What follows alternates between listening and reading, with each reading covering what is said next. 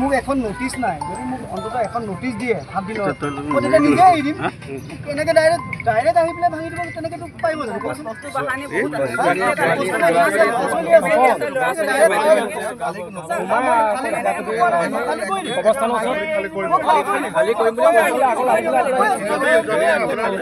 মই বিচাৰিছোঁ মোক এসপ্তাহ টাইম এটা দিয়ক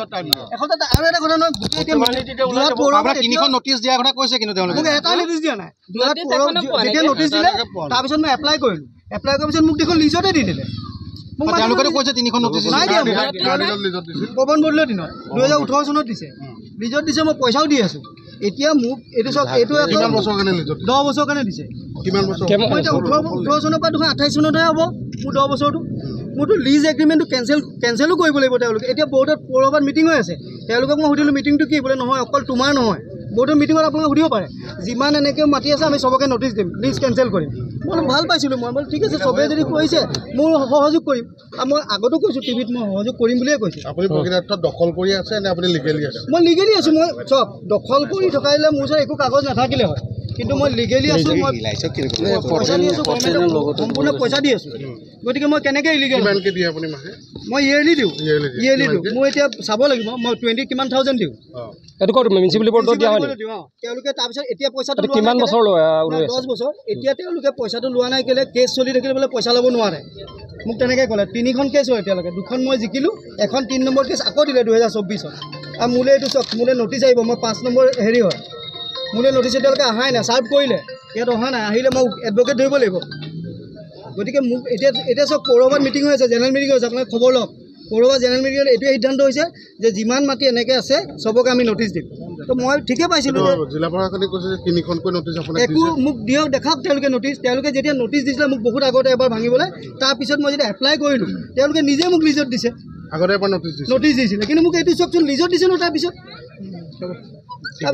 নটিছ এতিয়ালৈ কেইখন দিছে নাই দিয়া এখনে দিছিলে তাকো কিমান চনত সেইটো আপোনাৰ ধৰক 17 নে 18 দিছিলে তাৰপিছত লগে মই এপ্লাই কৰিলোঁ মণ্ডল অফিচে দি দিলে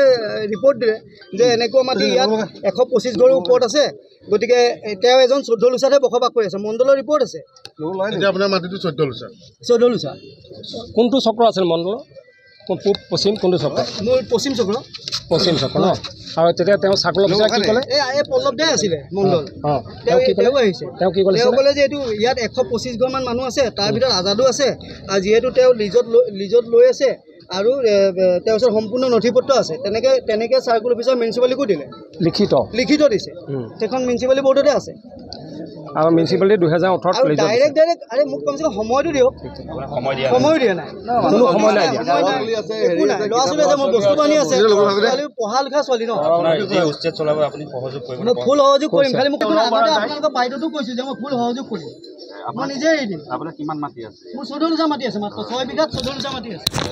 আৰু 125 ঘৰ মানুহ আছে টোটেল এটা মতে নটিছ পোৱা নাই একো নটিছ নাই আপোনাৰ চৰকাৰী মাটি কিমান আছে আপুনি মোৰ 14 লোচা সেই 14 লোচাটোৱে কমপ্লিট এইটো চৰকাৰী মাটিয়ে হয় সেইটো আপোনাক চৰকাৰী নীতি নিয়মতে আপোনালোকে চাওক না 2018 চনত মোক লিজত দিছে আৰু ইয়াত 19টা ৱাৰ্ড কমিটিৰ চহী আছে কিমানকৈ দিয়ে আপুনি মই 20 কিমান থাউজেণ্ড দিওঁ তাক এইবাৰ 2 বছৰ লোৱা নাই কেলে মোৰ কেছ চলি থাকিলে বোলে পইচাটো ল'ব নোৱাৰে এইটো কোনে কৈছে কোনখন পৌৰসভাই কৈছে এইখন পৌৰসভাই কৈছে মোৰ এপ্লিকেশ্যন আছে কেছ মোক বেলেগে দি থৈছে কেছ মাটিটোৰ ওপৰত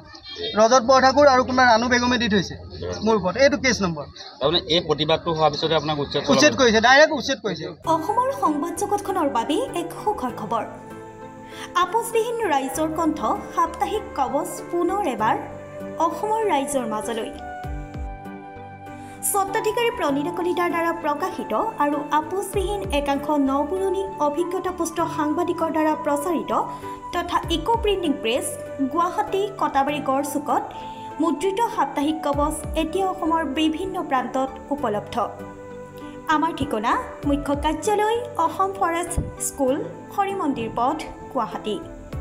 আৰু উপ কাৰ্যালয় Kalita market Bijoynagar Kamrup Assam mobile number হৈছে 9435114666 70024728813 আমাৰ ইমেইল আইডি হৈছে kobos2025@gmail.com